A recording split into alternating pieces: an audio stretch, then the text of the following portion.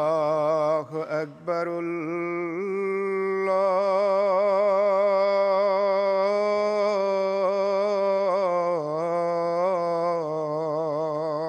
أكبر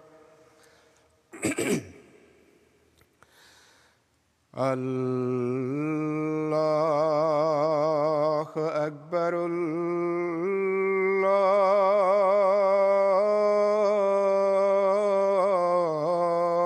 الله أكبر أشهد أن لا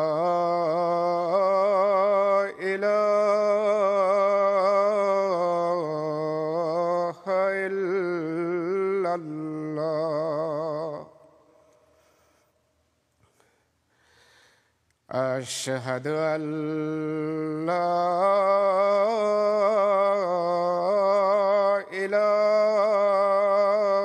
إله إلا الله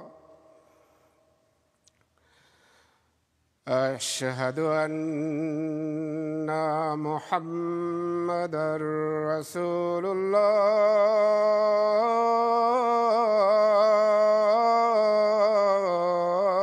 الله أشهد أن محمدًا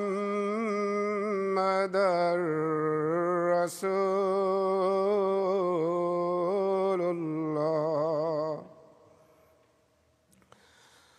حي على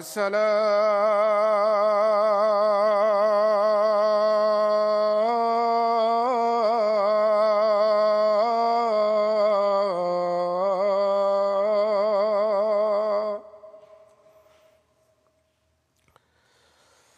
حي على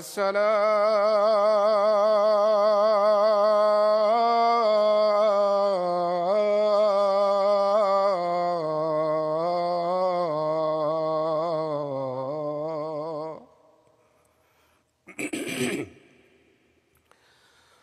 حي على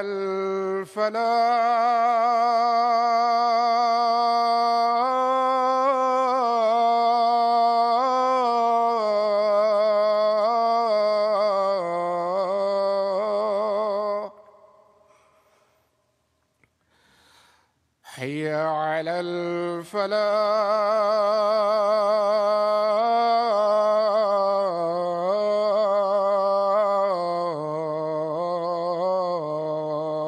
الفلاح الله أكبر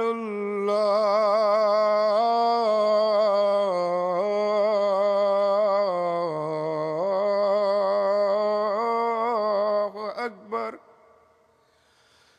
لا إله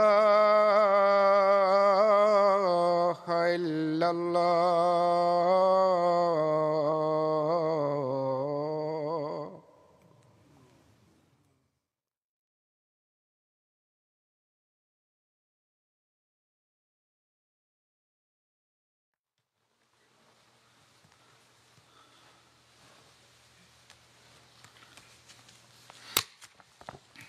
السلام عليكم ورحمة الله.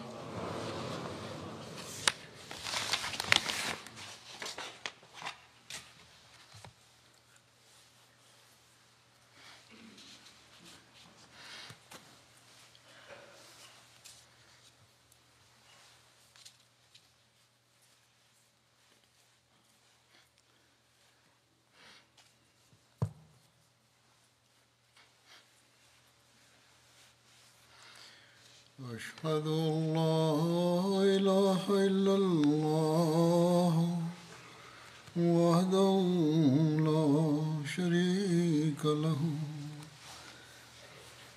وأشهد أن محمدًا عبده ورسوله أما بعد فأعوذ بالله من الشيطان الرجيم بسم الله الرحمن الرحيم الحمد لله رب العالمين الرحمن الرحيم مالك يوم الدين إياك نعبد وإياك نستعين اهدنا الصراط المستقيم صراط الذين أنعمت عليهم غير المغضوب عليهم ولا الضالين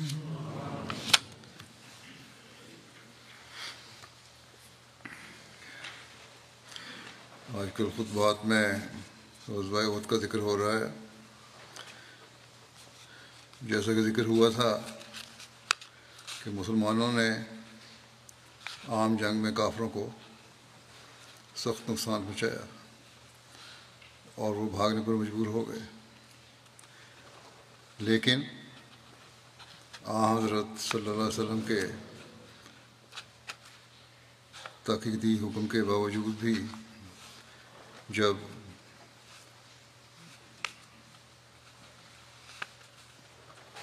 درے کی حفاظت پر مامور اکثریت نے درہ خالی کر دیا تو دشمن نے اس طرح سے حملہ کیا اور مسلمانوں کو شدید نقصان پہنچایا.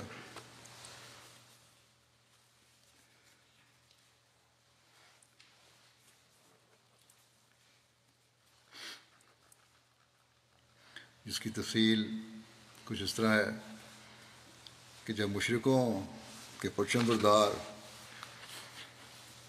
ایک ایک کر کے قتل ہو گئے اور کوئی شخص بھی اب پرچم اٹھانے یا اسے قریب آنے کی ہمت نہ کر سکا تو ایک دم مشرک پسپا ہونے لگے اور پیٹھ پھیر کر بھاگنے لگے. ان کی عورتیں بھی جو کچھ ہی دیر پہلے پرمسرت لہجوں اور پورے جوش و خروش سے دف بجا بجا کر گا رہی تھیں، دف پھینک کر پہاڑ کی طرف بھاگی. مسلمانوں نے دشمن کو بھاگتے دیکھا تو ان کا پیچھا کر کے ان کے ہتھیار لینے اور مال غنیمت جمع کرنے لگے. اسی وقت مسلمانوں کا وہ تیر انداز دستہ جس کو حضرت صلی اللہ علیہ وسلم نے پہاڑی پر تعینات کر کے حکم دیا تھا کہ کسی بھی حال میں اپنی جگہ سے نہ ہلیں، وہاں سے مال غنیمت جمع کرنے کے لیے بھاگا.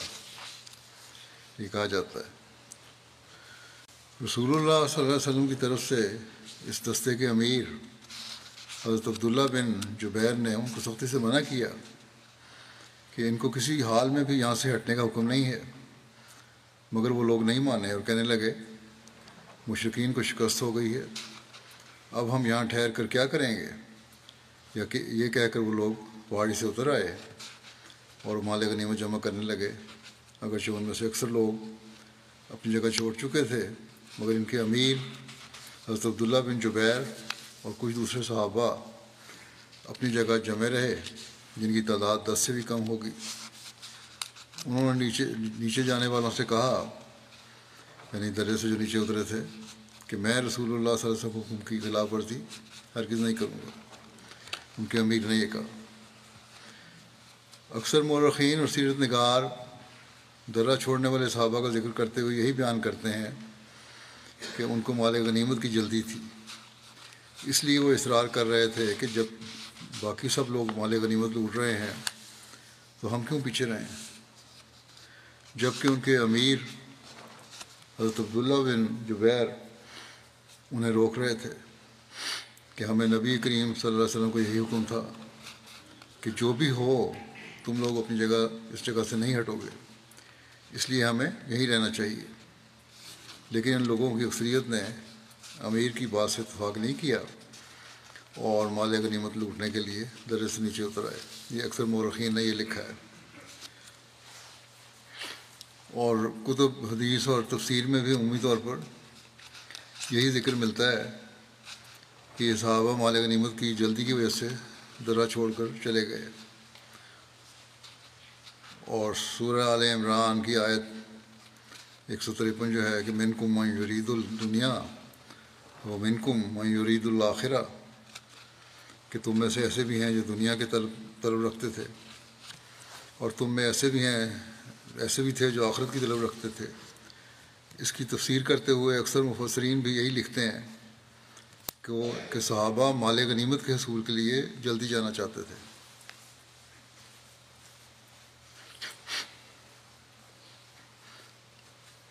لیکن صحابہ کے بارے میں اس دنیاوی خواہش کے لیے درے کو چھوڑنے کی بات دل کو لگتی نہیں۔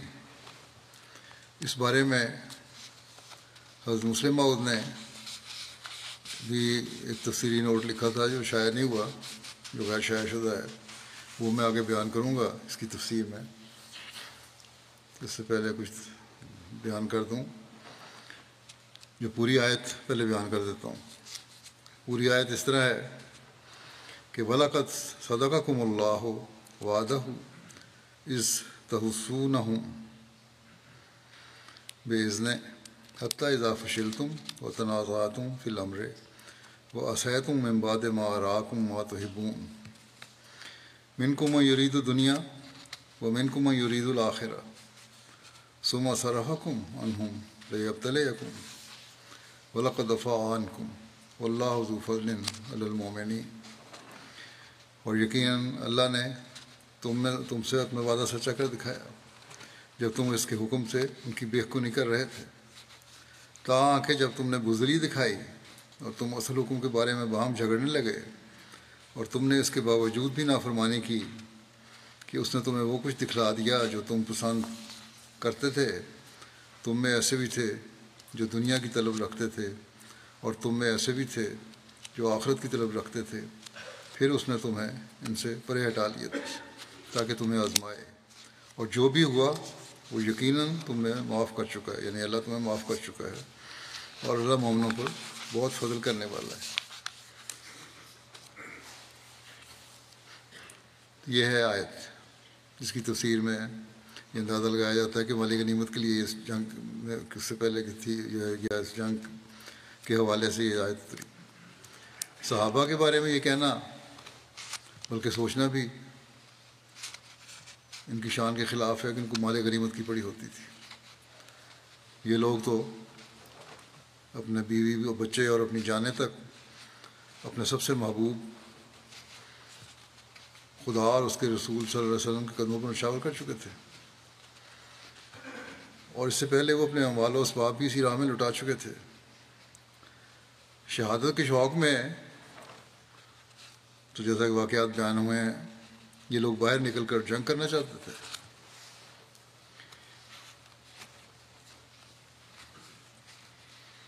اور یہ جنگیں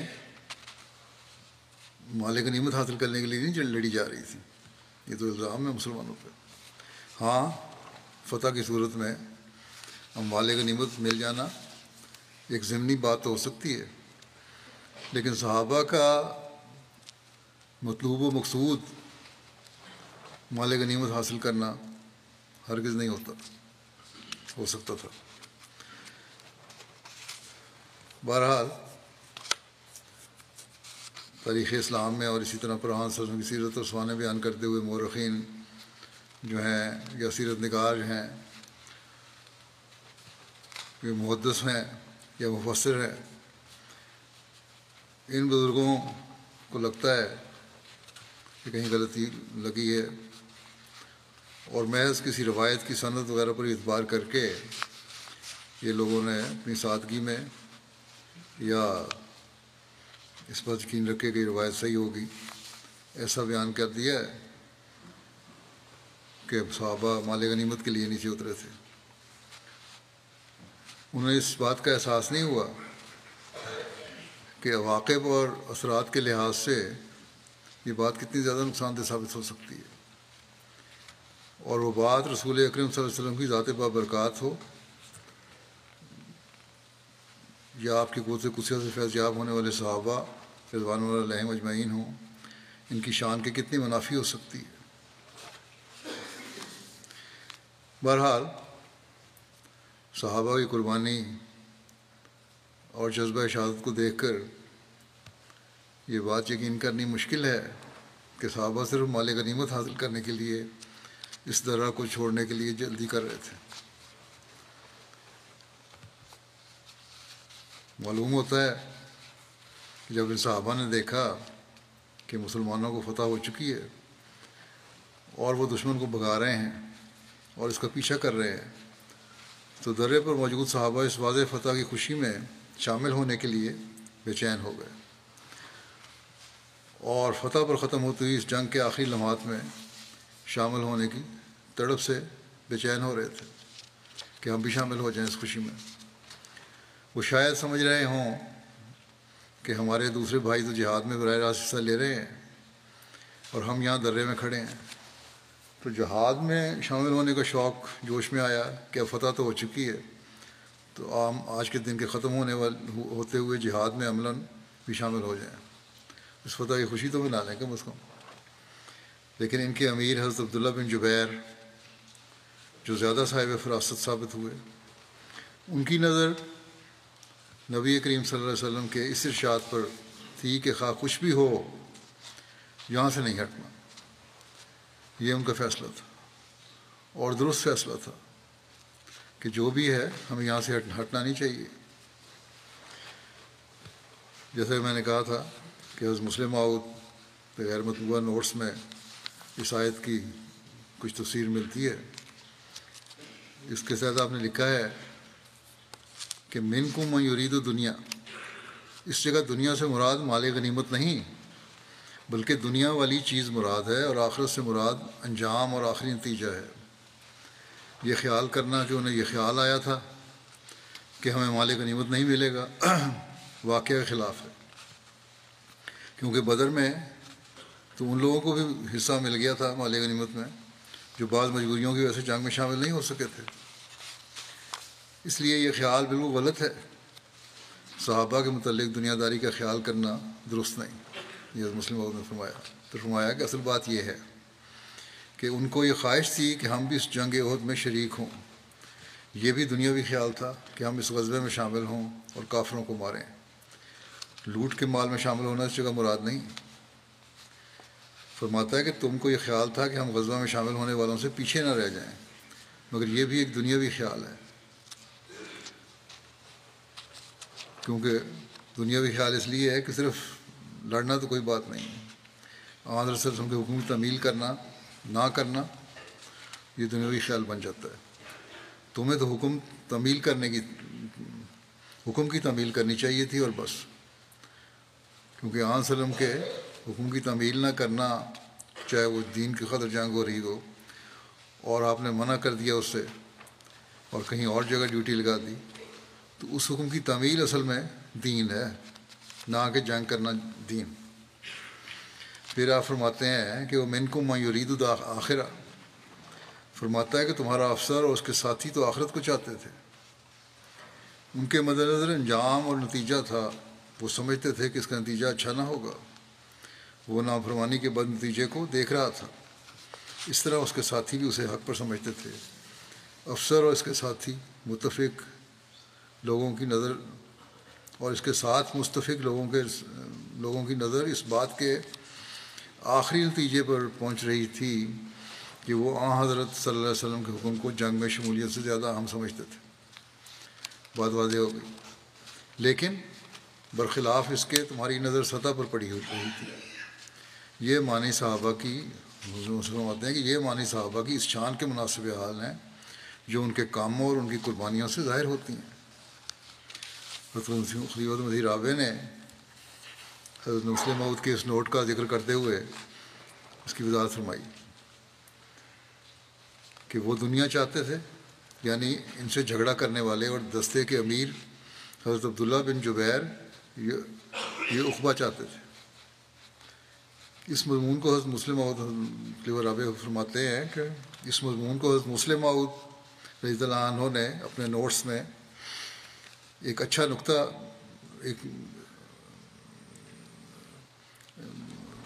اس مضمون کو اپنے نوٹس میں انہوں نے بیان کیا ہے اور ایک اچھا نقطہ بیان فرمایا ہے کہ یہاں دنیا سے مراد جو لوگ یہ لیتے ہیں کہ لوٹ مار اور مال غنیمت، یہ درست نہیں ہے۔ وہ وقتی فتح کی طرف نظر رکھ رہے تھے، اور دنیا سے مراد ان کی یہاں یہ ہے کہ وہ جو معاملہ پہلے ظاہر ہو چکا ہے ان کی نظر اس پر تھی، اور عبداللہ بن جبیر یعنی جنگ جو جیتی جا چکی تھی، اور عبداللہ بن جبیر رضی اللہ عنہ کی آخرت پر نظر تھی کہ وہ حضرت رسول اکرم صلی اللہ علیہ وسلم کی رضا میں سب سے بڑی کامیابی دیکھتے تھے۔ بس وہ یہ چاہتے تھے کہ بالآخر محمد رسول اللہ صلی اللہ علیہ وسلم اور اللہ راضی رہے، اور یہ جو وقتی طور پر جو چیزیں دکھائی دے رہی ہیں بالکل بے معنی اور بے حقیقت ہیں۔ اصل ہماری نیکی ان کی رضا حاصل کرنا ہے۔ بس حضرت مسلم موعود رضی اللہ عنہ فرماتے ہیں، اور آپ نے آگے بیان کیا کہ پس حضرت مسلم موعود رضی اللہ عنہ فرماتے ہیں کہ یہ بحث ہی بے تعلق ہے کہ وہ دنیا چاہ رہے تھے اور وہ آخرت چاہ رہے تھے، کیونکہ حقیقت یہ ہے کہ دنیا وہ تھی بھی کتنی سی۔ وہ عجیب و غریب سی بات نظر آتی ہے۔ وہ درے سے بھاگے ہوں گے، تو تفصیل بیان کی انہوں نے کہ درے سے بھاگے ہوں گے وہ جو درے کی حفاظت و مامور تھے۔ اس وقت تک تو سب چیزیں بٹ بھی چکی ہوں گی، اور یہ خیال کہ ان کو یہ جلدی تھی کہ ہم جلدی سے وہاں جا کر شامل ہو جائیں۔ یہ کیوں نہیں سوچتے کہ جیسا کہ قرآن کریم فرماتا ہے، حسن ظن کرو اپنے لوگوں پر کہ وہ اس خیال سے گئے تھے کہ سارے فتح کے شادیانے بجا رہے ہیں، خوش ہو رہے ہیں، رسول اللہ صلی اللہ علیہ وسلم کے قریب کھڑے ہیں، ایک دوسرے کو مبارکباد دے رہے ہوں گے، تو ہم کیوں اس منظر سے پیچھے رہیں؟ تو بسا اوقات ایسا ہوتا ہے، اور یہ فطرت کے عین مطابق ہے کہ جہاں جشن منایا جا رہا ہو، خوشی منائی جا رہی ہو، سب دوڑ دوڑ کر وہاں پہنچتے ہیں۔ یہاں بھی اپنے قیام کے دوران رابع کہتے ہیں ہم بارہا دیکھ چکے ہیں کہ کوئی اچھی خبر ہو تو یہاں کوئی مال غنیمت لوٹنے تو نہیں لوگ آتے، لوگ پہنچتے ہیں اور خوشی میں حصہ لینے پہنچتے ہیں۔ تو ان کے نزدیک یہ تھا کہ اتنا مزہ آ رہا ہے نیچے، دیکھو یہاں جہاں حضرت صلی اللہ علیہ وسلم تھے، سارے لطف اٹھا رہے ہیں حضرت صلی اللہ علیہ وسلم کے ارد گرد اکٹھے ہو کر، خدا کا وعدہ پورا ہوا ہے، ہم یہاں کھڑے اکیلے، ہم بھی وہاں جاتے ہیں۔ لیکن حضرت عبداللہ بن جبیر رضی اللہ عنہ کی آخرت پر نظر تھی کہ اس وقت خوشی سے یہ بہت زیادہ مزے کی بات ہے کہ ہم رسول اللہ صلی اللہ علیہ وسلم کی خاطر الگ ایک طرف بیٹھے رہیں، جو ہمیں حکم دیا گیا ہے وہ اس کی تعمیل کریں، اور جو اس کا لطف ہے وہ دراصل وہ لطف وہ نہیں ہے جو وہاں خوشی میں ہے۔ بہرحال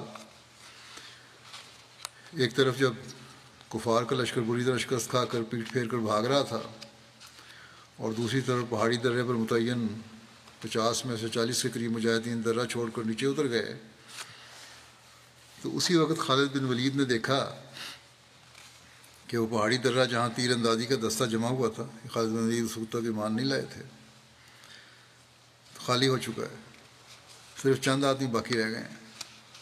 یہ دیکھتے ہی وہ اکرمہ بن ابو جہل کو ساتھ لے کر اپنے گھوڑ سوار دستے کے ساتھ پلٹا۔ انہوں نے پہاڑی پر پہنچ کر ان چند لوگوں پر حملہ کر دیا جو تیر انداز دستے میں سے بچے کھچے وہاں موجود تھے۔ ان کا یہ حملہ اتنا شدید تھا کہ ایک ہی حلے میں انہوں نے اس دستے کے امیر حضرت عبداللہ بن جبیر اور ان کے چند ساتھیوں کو قتل کر دیا۔ ان لوگوں نے حضرت عبداللہ بن جبیر کی لاش کا مسئلہ کیا، یعنی ہاتھ پاؤں اور جسم کے دوسرے اعضاء کاٹ ڈالے۔ اس کے بعد قریش کے اس دستے نے نیچے اتر کر اچانک مسلمانوں کو گھیر لیا۔ مسلمان اس وقت بے خبری کے عالم میں مال غنیمت جمع کرنے اور مشرکین کو قیدی بنانے میں مصروف تھے کہ اچانک مشرکوں کے گھوڑ سوار دستے گھوڑے دوڑاتے ہوئے ان کے سروں پر پہنچ گئے۔ یہ لوگ عزا اور حبل کے نعرے لگا رہے تھے جو احد کے روز مشرکین کا شعار تھا۔ انہوں نے مسلمانوں کے پاس پہنچتے ہی بے خبری میں ان کو تلواروں پر رکھ لیا۔ مسلمان بدحواس ہو گئے اور جدھر جس کا منہ اٹھا وہ اس طرف بھاگنے لگا۔ جو کچھ مال غنیمت انہوں نے جمع کیا تھا اور جتنے قیدی بنائے تھے ان سب کو چھوڑ کر مسلمان ہر طرف بکھر گئے، نہ ان کی صفیں باقی رہیں، نہ ترتیب، ایک کو دوسرے کی کوئی خبر نہیں تھی۔ مشرکین کا پرچم اس وقت تک زمین پر پڑا ہوا تھا کہ اس نئی صورتحال کو دیکھ کر اچانک ایک عورت امرہ بنت علقمہ نے اس کو اٹھا کر بلند کر دیا اور مشرکین کو اونچی آواز میں واپس بلانا شروع کیا۔ بھاگتے ہوئے مشرکین نے اپنے پرچموں کو سر بلند ہوتے دیکھا تو وہ سمجھ گئے کہ جنگ کا پانسا پلٹ چکا ہے، اور سب کے ساتھ پلٹ کر پھر اپنے جھنڈے کے گرد جمع ہو گئے۔ ایک مصنف نے لکھا ہے کہ قریش کے خاک و خون میں لت پت جھنڈے کو امرہ بنت علقمہ نامی خاتون نے پکڑ کر بلند کر دیا۔ وہ زور زور سے اسے لہرانے لگی اور میدان سے فرار ہونے والوں کو ملامت کرنے لگی۔ وہ کفار مکہ کو پلٹ آنے کے لیے پکار رہی تھی۔ یوں شکست خوردہ کفار واپس میدان احد میں اکٹھے ہو گئے اور انہوں نے آگے اور پیچھے کی طرف سے مسلمانوں کو گھیر لیا۔ مسلمان بے فکری کی بنا پر صف بندی ختم کر چکے تھے، اس لیے اب ان کی کوئی ترتیب نہ تھی۔ اس روز مسلمانوں کی خاصی تعداد نے جام شہادت نوش کیا۔ پہلے جو فتح ہوئی تھی اب وہ شکست کے ابتلا میں تبدیل ہو چکی تھی۔ ایک مصنف اس کی وقت کی منظر کشی کرتے ہوئے لکھتا ہے کہ مسلمانوں نے تیر اندازوں کی غلطی کے بعد اپنی تنظیم کو کھو دیا اور ان کی صفیں درہم برہم ہو گئیں، اور انہوں نے غنائم کو اپنے ہاتھوں سے پھینک دیا اور بدحواسی کے عالم میں ایک دوسرے کو مارنے لگے، اور ان میں سے بہت سے لوگ سرگرداں ہو گئے۔ انہیں معلوم نہ تھا کہ وہ کہاں جائیں، خصوصاً مشرکین کے منادی کے اعلان کے بعد کہ محمد صلی اللہ علیہ وسلم قتل ہو گئے ہیں۔ یہ ایک سخت آزمائش تھی جس میں بہت سے مسلمان اپنے بھائیوں کے ہاتھوں بلا ارادہ قتل ہو کر گر پڑے۔ بعض دفعہ غلطی سے مسلمانوں نے مسلمانوں کو بھی قتل کر دیا، اور متوقع تھا کہ دشمن کی کثرت تعداد جس نے خالد کی کارروائی کے بعد دوبارہ اپنے آپ کو منظم کر لیا تھا، مسلمانوں کی قلیل تعداد کو تباہ کر دے گی اور ان کا خاتمہ کر دے گی۔ ان بار اللہ تعالیٰ نے پھر فضل فرمایا، اور وہ جو چاہتے تھے دشمن وہ تو نہیں ہوا۔ حضرت حذیفہ کے والد جمان کا مسلمانوں کے قتل ہونے کے بارے میں لکھا ہے غلطی سے کہ صحابہ ایک دوسرے کو قتل کرنے کی ایک مثال حضرت حذیفہ کے والد جمان تھے، جنہیں مسلمانوں نے ناواقفیت میں شہید کر دیا تھا۔ ابن اسحاق کہتے ہیں کہ جس وقت رسول اللہ صلی اللہ علیہ وسلم احد کی جنگ کے لیے تشریف لے گئے تو ثابت بن وقش اور حسیل بن جابر، جن کا نام یمان تھا اور یہ حذیفہ بن یمان کے باپ تھے، وہ دونوں عمر رسیدہ تھے اور اس قلعے میں تھے جس میں مسلمانوں کی عورتیں اور بچے حفاظت کے لیے پناہ گزین تھے۔ ان میں سے ایک نے دوسرے سے کہا کہ تم کس چیز کا انتظار کر رہے ہو؟ دونوں بوڑھے بیٹھے تھے قلعے میں بند، باتیں کرنے لگے، کہنے لگے کس چیز کا انتظار کر رہے ہیں ہماری زیادہ عمر تو باقی نہیں رہی، بوڑھے ہو چکے ہیں ہم، اگر ہم آج نہیں مرے تو کل ضرور مر جائیں گے۔ کیا ہم اپنی تلواریں نہ اٹھائیں اور رسول اللہ صلی اللہ علیہ وسلم کو جا ملیں؟ شاید اللہ تعالیٰ ہمیں شہادت نصیب فرما دے۔ پھر یہ دونوں تلوار پکڑ کر کفار پر جا پڑے اور لوگوں میں مل جل گئے، یعنی مسلمان تو یہ جانتے تھے کہ یہ دونوں بزرگ جنگ میں شامل ہی نہیں ہیں اور مدینہ میں موجود ہیں، جبکہ یہ اب میدان جنگ میں پہنچ کر لڑائی میں شامل ہو چکے تھے، اور مسلمان انہیں فوری طور پر پہچان نہیں سکے، پتہ نہیں لگا کہ کون ہے یہ۔ ثابت بن بخش کو تو کفار نے شہید کر دیا، اور حذیفہ کے باپ کو مسلمانوں نے ناواقفیت میں شہید کر دیا۔ حذیفہ نے کہا اللہ کی قسم یہ تو میرا باپ ہے۔ جو شہید ہو گئے دیکھا انہوں نے کہا یہ تو میرا باپ ہے۔ مسلمانوں نے کہا اللہ کی قسم ہم نے ان کو نہیں پہچانا، غلطی سے شہید ہو گئے، اور واقعی انہوں نے سچ کہا تھا۔ حذیفہ نے کہا خدا تم کو معاف کرے، وہ ارحم الراحمین ہے۔ پھر حضور صلی اللہ علیہ وسلم نے بعد میں حذیفہ کو ان کے باپ کا خون بہا دینا چاہا، غلطی سے مسلمانوں شہید ہو گئے تھے، آنسو نے فرمایا اس کا خون بہا دیا جائے، مگر حذیفہ نے نہیں لیا، انہوں نے انکار کر دیا اور مسلمانوں کو معاف کر دیا۔ اس سے حذیفہ کی قدر و منزلت خدا اور رسول صلی اللہ علیہ وسلم اور مسلمانوں کے نزدیک بہت زیادہ ہوئی۔ اس جنگ میں حضرت حمزہ کی شہادت بھی ہوئی تھی۔ ان کا واقعہ بھی لکھا ہے کہ عمیر بن اسحاق سے اس طرح مروی ہے کہ احد کے روز حمزہ بن عبد المطلب رسول اللہ صلی اللہ علیہ وسلم کے آگے 2 تلواروں سے جنگ کر رہے تھے اور کہہ رہے تھے کہ میں اسد اللہ یعنی خدا کا شیر ہوں۔ یہ کہتے ہوئے کبھی آگے جاتے اور کبھی پیچھے ہٹتے۔ وہ اسی حالت میں تھے کہ یکائک پھسل کر گرے۔ انہیں وحشی اسود نے دیکھ لیا۔ ابو اسامہ نے کہا کہ اس نے انہیں نیزہ کھینچ کر مارا اور قتل کر دیا۔ اس بارے میں حضرت مرزا بشیر احمد صاحب نے جو لکھا ہے وہ اس طرح ہے کہ حضرت حمزہ جو حضرت صلی اللہ علیہ وسلم کے حقیقی چچا ہونے کے علاوہ آپ کے رضائی بھائی بھی تھے، نہایت بہادری کے ساتھ لڑ رہے تھے اور جدھر جاتے تھے ان کے سامنے قریش کی صفیں پھٹ پھٹ جاتی تھیں، مگر دشمن بھی ان کی طاق میں تھا۔ اور جبیر بن مطعم اپنے ایک حبشی غلام وحشی نامی کو خاص طور پر آزادی کا وعدہ دے کر اپنے ساتھ لایا تھا کہ جس طرح بھی ہو حمزہ کو، جنہوں نے جبیر کے چچا طعیمہ بن عدی کو بدر کے موقع پر تلوار کی گھاٹ اتارا تھا، قتل کر کے ان کے انتقام کو پورا کرے۔ چنانچہ وحشی ایک جگہ پر چھپ کر ان کی طاق میں بیٹھ گیا، اور جب حمزہ کسی شخص پر حملہ کرتے ہوئے وہاں سے گزرے تو اس نے خوب طاق کر ان کی ناف کے نیچے اپنا چھوٹا سا نیزہ مارا، جو لگتے ہی بدن کے پار ہو گیا۔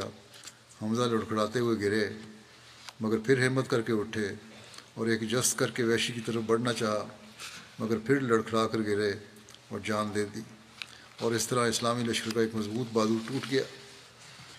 حضرت صلی اللہ علیہ وسلم کو جب حمزہ کے قتل کی اطلاع ملی تو آپ کو سخت صدمہ ہوا، اور روایت آتی ہے کہ غزوہ طائف کے بعد جب حمزہ کا قاتل حضرت صلی اللہ علیہ وسلم کے سامنے آیا تو آپ نے اسے معاف تو فرما دیا، مگر حمزہ کی محبت کا احترام کرتے ہوئے فرمایا کہ وحشی میرے سامنے نہ آیا کرے۔ اس وقت وحشی نے اپنے دل میں یہ عہد کیا کہ جس ہاتھ سے میں نے رسول خدا کے چچا کو قتل کیا ہے، جب تک اسی ہاتھ سے کسی بڑے دشمن اسلام کو تحت ایک نہ کر لوں گا، چین نہ لوں گا۔ اب مسلمان ہو گیا تھا، نظریات بدل گئے، خیالات بدل گئے۔ چنانچہ حضرت ابوبکر کے عہد خلافت میں اس نے جنگ یمامہ میں نبوت کے جھوٹے مدعی مسلمہ کذاب کو قتل کر کے اپنے عہد کو پورا کیا۔ حضرت حمزہ کی نعش کی بے حرمتی بھی کی گئی۔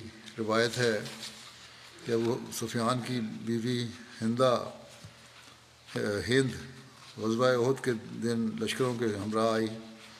اس نے اپنے باپ کا انتقام لینے کے لیے جو بدر میں حضرت حمزہ کے ساتھ مقابلہ کرتے ہوئے مارا گیا تھا، یہ نظر مان رکھی تھی کہ مجھے موقع ملا تو میں حمزہ کا کلیجہ چباؤں گی۔ جب یہ صورتحال ہو گئی اور حضرت حمزہ پر مصیبت آ گئی تو مشرکین نے مقتولین کو مسلح کر دیا، ان کی شکلیں بگاڑ دیں، ناک کان وغیرہ عضو کاٹے۔ وہ حمزہ کے جگر کا ایک ٹکڑا لائے، ہند اسے لے کر چباتی رہی کہ کھا جائے، مگر جب وہ اس کو نگل نہ سکی تو پھینک دیا۔ یہ واقعہ رسول اللہ صلی اللہ علیہ وسلم کو معلوم ہوا تو آپ صلی اللہ علیہ وسلم نے فرمایا کہ اللہ نے آگ پر ہمیشہ کے لیے حرام کر دیا ہے کہ حمزہ کے گوشت میں سے کچھ بھی چکھے۔ حضرت صلی اللہ علیہ وسلم نے حضرت حمزہ کی نعش کے پاس آ کر جن جذبات کا اظہار کیا اور آپ کو بلند مقام کی جو خوشخبری دی، اس کے بارے میں روایت ہے کہ رسول کریم صلی اللہ علیہ وسلم نے جب حضرت حمزہ کی نعش کو دیکھا تو ان کا کلیجہ نکال کر چبایا گیا تھا۔ ابن حشام کہتے ہیں کہ رسول اللہ صلی اللہ علیہ وسلم نے اس سال میں جب حضرت حمزہ کی نعش پر آ کر کھڑے ہوئے تو فرمانے لگے کہ اے حمزہ، تیری اس مصیبت جیسی کوئی مصیبت مجھے کبھی نہیں پہنچے گی، میں نے اس سے زیادہ تکلیف دہ منظر آج تک نہیں دیکھا۔ پھر آپ صلی اللہ علیہ وسلم نے فرمایا، جبریل نے آ کر مجھے خبر دی ہے کہ حمزہ بن عبد المطلب کو 7 آسمانوں میں اللہ اور اس کے رسول کا شعر لکھا گیا ہے۔ تقریباً سیسانی رضی اللہ عنہ بیان فرماتے ہیں کہ رسول کریم صلی اللہ علیہ وسلم کے شدید دشمنوں میں سے ایک ہندہ تھی جو اتنی سخت مخالف تھی کہ جنگ احد کے موقع پر لوگوں کو شعر پڑھ لڑکاتی تھی کہ جاؤ اور اسلامی لشکر پر حملہ کرو۔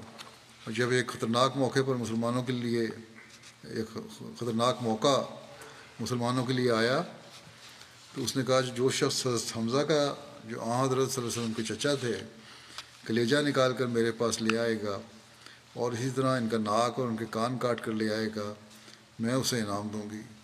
چنانچہ حضرت حمزہ کی نعش کے ساتھ ایسا ہی سلوک کیا گیا۔ جنگ کے بعد جب رسول کریم صلی اللہ علیہ وسلم کو یہ بات معلوم ہوئی کہ آپ کے چچا کی ایسی بے حرمتی کی گئی ہے تو طبی طور پر آپ کو تکلیف ہوئی، اور آپ نے فرمایا کہ جب دشمنوں نے اس قسم کے ظالمانہ سلوک کی ابتدا کر دی ہے تو میں بھی ان کے ساتھ ایسا ہی سلوک کروں گا۔ تب اللہ تعالیٰ کی طرف سے آپ پر وحی نازل ہوئی کہ ان کے اس ظالمانہ سلوک کے باوجود آپ کو ایسا کوئی اقدام نہیں کرنا چاہیے اور عفو اور درگزر سے کام لینا چاہیے۔ چنانچہ اسلام میں منع کر دیا گیا۔ یہاں حضرت حمزہ کی بہن کا بھی واقعہ لکھا ہے کہ کس طرح انہوں نے صبر و رضا اور اطاعت کا قابل رشک نمونہ دکھایا۔ حضرت زبیر سے مروی ہے کہ غزوہ احد کے دن اختتام پر ایک عورت سامنے سے بڑی تیزی کے ساتھ آتی ہوئی دکھائی تھی، قریب تھا کہ وہ شہداء کی لاشیں دیکھ لیتی۔ نبی کریم صلی اللہ علیہ وسلم نے اس کو اچھا نہیں سمجھا کہ کوئی خاتون وہاں آئے اور لاشوں کی جو بہت بری حالت تھی کیونکہ مسلح ہوا تھا اکثر کا دیکھ سکے، اس لیے فرمایا کہ اس عورت کو روکو، اس عورت کو روکو۔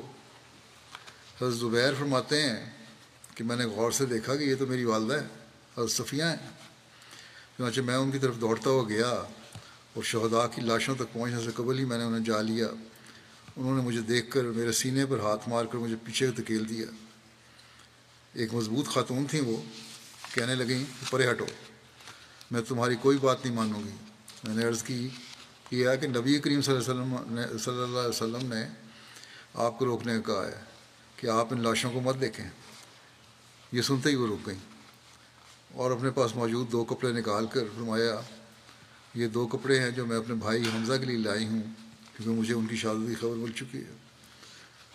بہرحال انہوں نے بیٹے کی بات نہیں مانی، اس کو دھکا مار کے پیچھے کر دیا، لیکن جب حضرت صلی اللہ علیہ وسلم کی حوالہ سنا تو اطاعت میں فوری طور پر رک گئی۔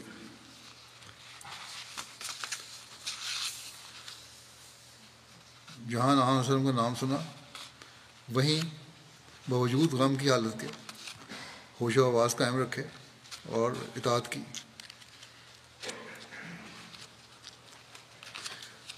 پھر کہنے لگیں کہ رسول اللہ صلی اللہ علیہ وسلم سے عرض کرو، رک تو میں گئی ہوں نہیں جاتی، لیکن عام صلی اللہ علیہ وسلم سے عرض کرو کہ مجھے پتہ چل چکا ہے کہ میرا بھائی حمزہ شہید ہو چکا ہے اور کفار نے ان کی لاش کا مسئلہ کر دیا ہوا ہے۔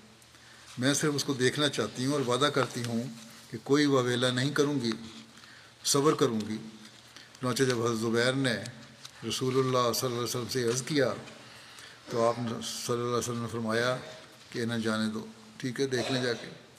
وہ اپنے بھائی کی نعش کے پاس جا کر بیٹھ گئیں اور شیر جیسے بہادر شہید کو یوں دیکھ کر بے اختیار آنکھوں سے آنسو کی نہر جاری ہو گئی، لیکن زبان سے کوئی حرف نہ نکالا۔ ایک روایت کے مطابق رسول اللہ صلی اللہ علیہ وسلم بھی ان کے پاس تشریف لے آئے اور ان کے پاس آ کر بیٹھ گئے اور آپ صلی اللہ علیہ وسلم کی آنکھوں سے بھی آنسو رواں ہونے لگے۔ بہادر اور صابر بہن نے کچھ دیر ان اشکوں سے خراج عقیدت پیش کیا اور اٹھ کھڑی ہوئیں اور اپنے بیٹے سے کہنے لگیں کہ اپنے بھائی کے لیے 2 چادریں لائی ہوں، جیسا کہ پہلے بتایا تھا، شہادت کی خبر مجھے مل چکی تھی اس لیے لے آئی تھی، تم انہیں ان کپڑوں میں دفن کر دینا۔ راوی کہتے ہیں کہ جب ہم حضرت حمزہ کو ان 2 کپڑوں میں دفن دینے لگے تو دیکھا کہ ان کے پہلو میں ایک انصاری شہید ہوئے پڑے ہیں، ان کے ساتھ بھی وہی سلوک کیا گیا تھا جو حضرت حمزہ کے ساتھ کیا گیا تھا۔ ہمیں اس بات پر شرم محسوس ہوئی کہ حضرت حمزہ کو 2 کپڑوں میں کفن دیں اور اس انصاری کو ایک کپڑا بھی میسر نہ ہو، اس لیے ہم نے یہ طے کیا کہ ایک کپڑے میں حضرت حمزہ کو اور دوسرے میں اس انصاری صحابی رضی اللہ عنہ کو کفن دیں۔ اندازہ کرنے پر معلوم ہوا کہ دونوں حضرات میں سے ایک زیادہ لمبے قد کا ہے۔ ہم نے قرآن اندازی کی اور جس کے نام جو کپڑا نکلا اسے اسی کپڑے میں دفن کر دیا۔ حضرت خلیفہ مسیح اول فرماتے ہیں کہ حضرت حمزہ لشکر کفار کو پریشان دیکھ کر قلب لشکر میں گھس گئے۔ گویا مسلمانوں کی فتح ہو چکی تھی کہ عبداللہ بن جبیر کے ساتھی حضرت صلی اللہ علیہ وسلم کے حکم کو فراموش کر کے بامید مال غنیمت مورچہ چھوڑ نیچے آئے۔ دشمن مورچہ خالی دیکھ کر سواروں کو سمیٹ فوج اسلام کے عقب پر آ گرے۔ جنگ عظیم ہوئی۔ حضرت امیر حمزہ اور عبداللہ بن جبیر شہید ہوئے۔ حضرت علی اور حضرت عمر اور حضرت صدیق رضی اللہ عنہ بھی مجروح ہوئے۔ ہند بنت عتبہ زوجہ ابو سفیان نے امیر حمزہ کا جگر چیر کر چبایا اور مسلمان مقتولوں کے گوشت بینی یعنی کان اور ناک کاٹ کر اور ان کے ہار بنا کر گلے میں پہنے۔ یہ بے ادبیاں شہیدوں کی لاشوں سے دیکھ کر مسلمانوں کی آنکھوں میں خون اتر آیا، یہاں تک کہ خود حضرت صلی اللہ علیہ وسلم پر ایسی رقت طاری ہوئی اور ایسا غیظ آیا کہ آپ نے بھی حکم دیا کہ اب جو تمہاری فتح ہو تو تم بھی کفار کی لاشوں سے ویسا ہی سلوک کرنا۔ چنانچہ اپنے عزیز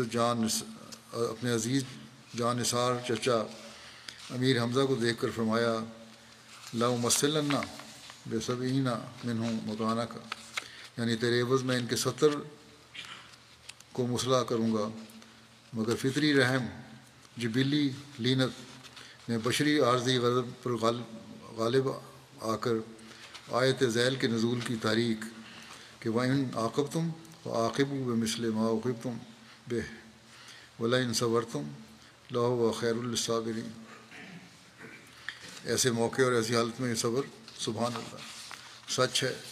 وَمَا أَرْسَلْنَاكَ إِلَّا رَحْمَةً لِلْعَالَمِينَ، وسلم کی رحمت للعالمین ہونے کی اس میں آپ نے تعریف بیان فرمائی ہے۔ بس اس روز سے خلیفہ اول فرماتے ہیں اس روز سے لاشوں کی پامالی کرنے اور ان کے مسلح کرنے کی رسم کبھی جو اگلے زمانے کی سب قوموں میں جاری تھی مسلمانوں میں قطعاً حرام ہو گئی ہے، اور صرف اسلام ہی کو یہ فخر عطا ہوا۔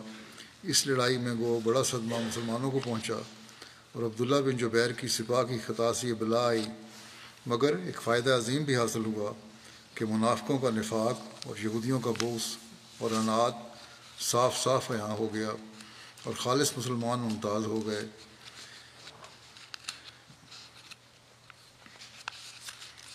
مسلم اور فرماتے ہیں کہ رسول کریم صلی اللہ علیہ وسلم کے شدید دشمنوں میں سے ایک ہندا تھی۔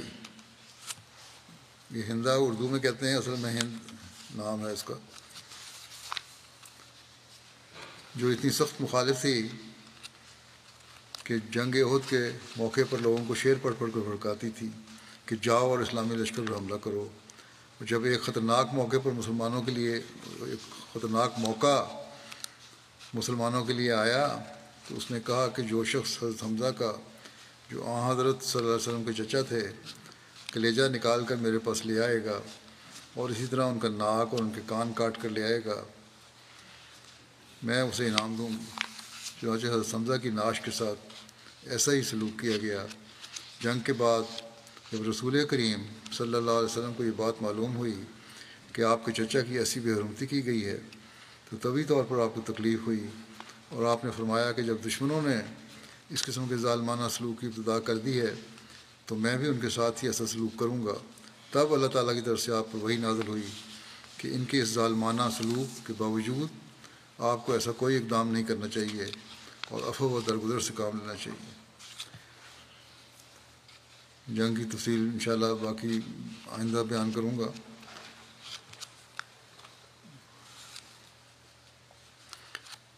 جیسا کہ میں فلسطینیوں کے لیے دعا کے لیے بھی کہتا رہتا ہوں، دعا کریں، ظلم کے خلاف حقیقی عمل کی دنیا کو اللہ تعالیٰ توفیق دے۔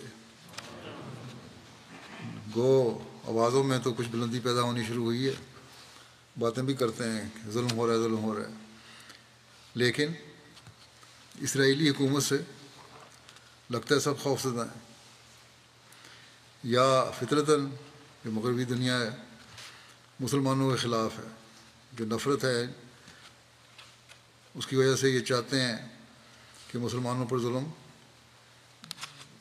یا ختم نہ ہو، یا جو کوشش ہونی چاہیے اس طرح کوشش نہ ہو، چاہے یہ نہیں دیکھتے کہ معصوم بچے ہیں، مظلوم عورتیں ہیں، ان پہ ظلم ہو رہے ہیں، بوڑھے ہیں. تو بہرحال ان پہ ہم تو زیادہ اعتماد نہیں کر سکتے، لیکن کوشش باہر کرتے رہنا چاہیے، ان کو سمجھاتے بھی رہنا چاہیے اور دعا بھی کرتے رہنا چاہیے.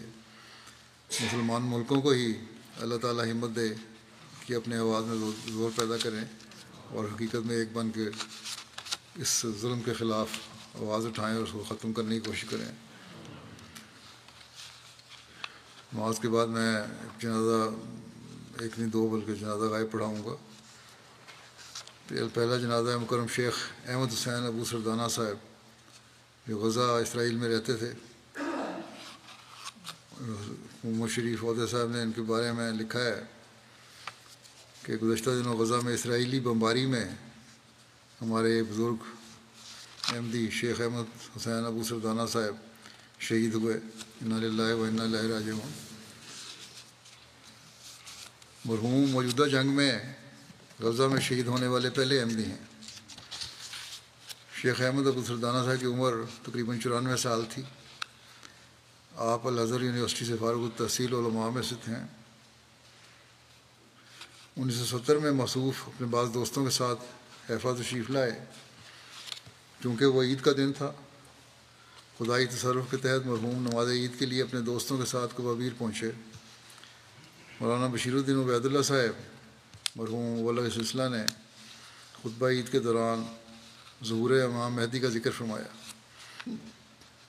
جس سے مرحوم شیخ ابو سردانہ صاحب کی دلچسپی بڑھ گئی. انہوں نے ساتھ بیٹھے ہوئے احمدی علاؤ الدین عہدہ صاحب سے کہا کہ مولانا بشیر الدین عبید اللہ سے میری تفصیلی ملاقات کروا دو. دوران گفتگو انہوں نے مولانا صاحب سے کہا کہ مجھے میرے والد مرحوم کی نصیحت ہے کہ اگر تمہیں اپنی زندگی میں امام مہدی کی آمد کی خبر ملے تو ضرور بیعت کرنا. چنانچہ اسی روز مکرم شیخ احمد ابو سردانہ صاحب نے بیعت کی. ان کی بیعت کو دیکھ کر ان کے بعض ساتھیوں نے بھی بیعت کی. مرحوم اپنے علاقے میں ایک معزز عالم کے طور پر ہر دل عزیز تھے. ان کی کوئی اولاد نہیں ہے، البتہ ان کے عزیزوں میں سے بعض مخلص احمدی موجود ہیں. بیعت کے بعد مرحوم حسب توفیق کوبابیر بھی جاتے رہے اور کوبابیر کے احمدیوں سے رابطے میں رہے. خلافت سے بہت محبت کرنے والے تھے اور کئی دفعہ انہوں نے اس بات کا اظہار کیا کہ وہ سچے احمدی ہیں. قرآن مجید سے غیر معمولی لگاؤ تھا. ہر ہفتے میں ایک بار قرآن کریم کی مکمل تلاوت کیا کرتے تھے. بلکہ انہوں نے مجھے پیغام بھیجا تھا جو اور ریکارڈنگ کا، اس میں بھی ذکر ہے. سابق قاضی القضات فلسطین شیخ محمد حسین ابو سردانہ مرحوم احمد ابو سردانہ صاحب کے بھائی تھے. ان کی اہلیہ دوسری بیوی ہیں جو وہ بھی اس حادثے میں زخمی ہوئی ہیں. اللہ تعالیٰ ان کو شفا دے. ڈاکٹر عزیز حفیظ صاحب یہاں سے ہیومینٹی فرسٹ کے تحت جاتے رہے. وہاں ان کو ان سے ملنے کا موقع ملا ابو سردانہ صاحب سے. تو انہوں نے کہا، جب میں ان کو ملنے گیا تو میری عزت کے لیے اٹھنے کی کوشش کرنے لگے. تو میں نے ان کو کہا بیٹھے رہیں. بڑے جذبات میں آ گئے اور اپنی چھڑی سے ذرا سا ہلکا سا ٹچ کر کے ان کو کہنے لگے کہ تم خلیفۃ المسیح کے نمائندے ہو، میرے سامنے کھڑے ہو، میں کیسے بیٹھ سکتا ہوں. بڑا عزت اور احترام تھا خلافت کا.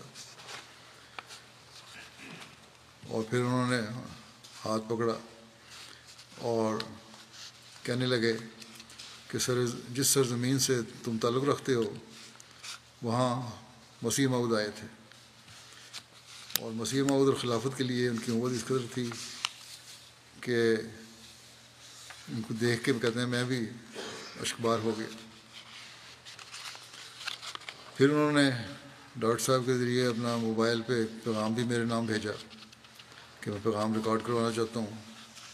وہ تو وائرل ہوا بھی ہوا پیغام، میں سنا بھی دیتا ہوں کچھ حصہ اس کا. کہتے ہیں اس پیغام میں جو انہوں نے میرے نام بھیجا تھا کہ میں گواہی دیتا ہوں کہ اللہ کے سوا کوئی معبود نہیں اور محمد صلی اللہ علیہ وسلم اس کے رسول ہیں۔ السلام علیکم۔ السلام علیکم خلیفۃ المسیح الخامس۔ میں ہر ہفتے ایک بار قرآن کریم کا مکمل دور کرتا ہوں اور ہر فجر کے وقت میں آپ کے لیے دعا کرتا ہوں، اور اے میرے خلیفہ میری مدد کریں، مجھے بچائیں، میں مشکل روحانی مصیبت اور پریشانی میں ہوں۔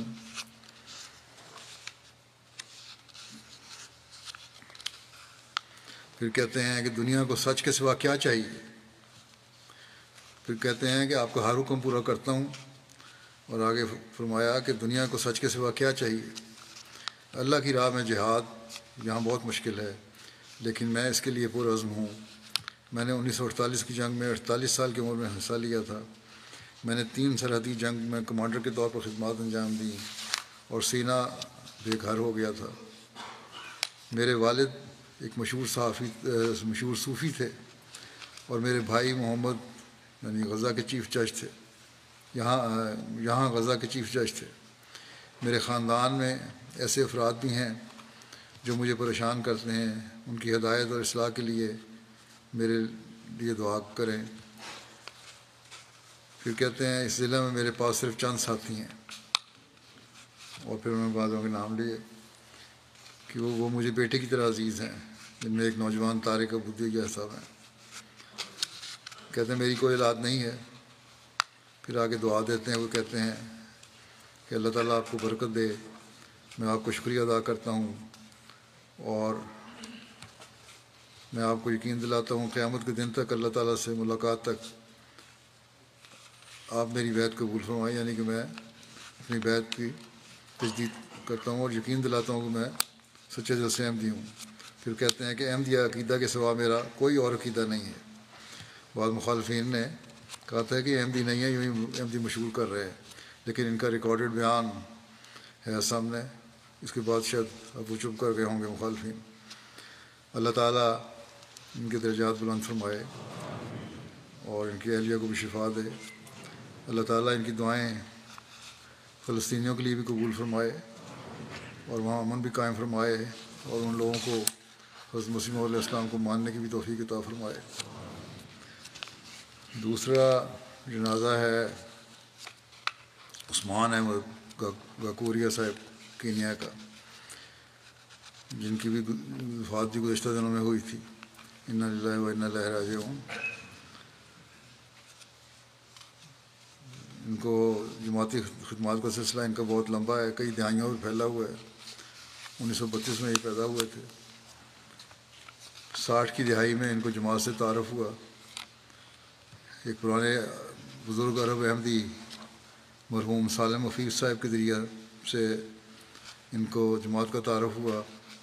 اس کے بعد آپ نے مکرم مولانا روشن الدین صاحب مبلغ جماعت کے ذریعے 1964 میں بیعت کی اور جماعت میں شمولیت اختیار کی، اور آخر تک اس عہد بیعت کو بڑی خوش اسلوبی سے نبھایا۔ محکمہ تعلیم سے وابستہ رہے۔ کینیا کی آزادی کے بعد کوالے پن پولی ٹیکنک اسکول کے پہلے مقامی پرنسپل مقرر ہوئے۔ اس طرح ایک دوسرے پولی ٹیکنک کالج کے مقامی پرنسپل، پہلے مقامی پرنسپل کا اعزاز بھی آپ کو حاصل ہوا، جس کا آپ اکثر ذکر کرتے تھے۔ محکمہ تعلیم میں ہی اعلیٰ عہدے سے ریٹائر ہوئے۔ متعدد جماعتی کتب کا سواحیلی زبان میں ترجمہ کرنے کی سعادت ملی۔ نیروبی جماعت کے پہلے مقامی صدر ہونے کا بھی اعزاز آپ کو حاصل ہوا۔ اسی طرح کینیا جماعت کے اولین مقامی موسیان میں بھی آپ کا شمار ہوتا ہے۔ مرحوم بہت سے عمدہ اوصاف کے مالک، ایک بااصول انسان تھے۔ عمر کے آخری حصے تک نماز تہجد میں باقاعدہ تھے۔ چندہ جات کی ادائیگی میں کبھی لاپرواہی یا سستی نہیں کرتے تھے۔ مرکزی مبلغین کا آپ کے دل میں بہت احترام تھا۔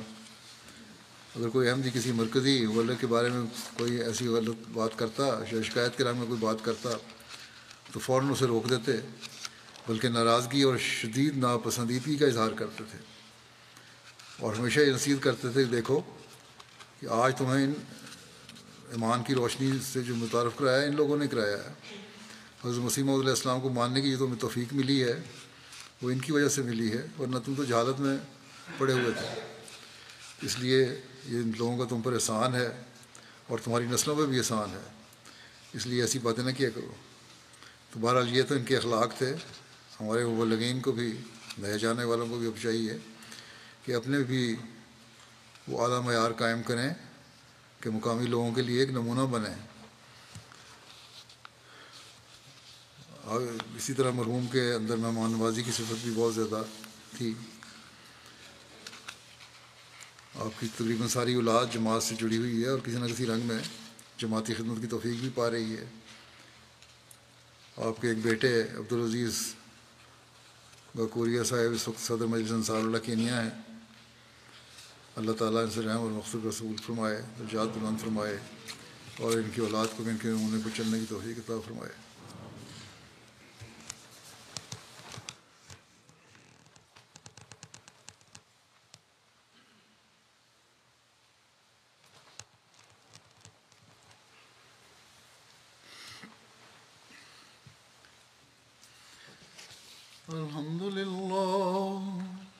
الحمد لله نحمده ونستعينه ونستغفره ونؤمن به ونتوكل عليه ونعوذ بالله من شرور أنفسنا ومن سيئات أعمالنا. من يهده الله فلا مضل له ومن يضلل فلا هادي له.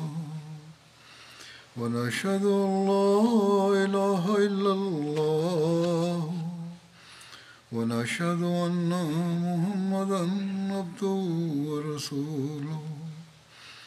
عباد الله رحمكم الله, إن الله يأمر بالعدل والإحسان وإيتاء ذي القربى وينهى عن الفحشاء والمنكر والبغي يعظكم لعلكم تذكرون. اذكروا الله يذكركم وادعوه يستجب لكم ولذكر الله أكبر.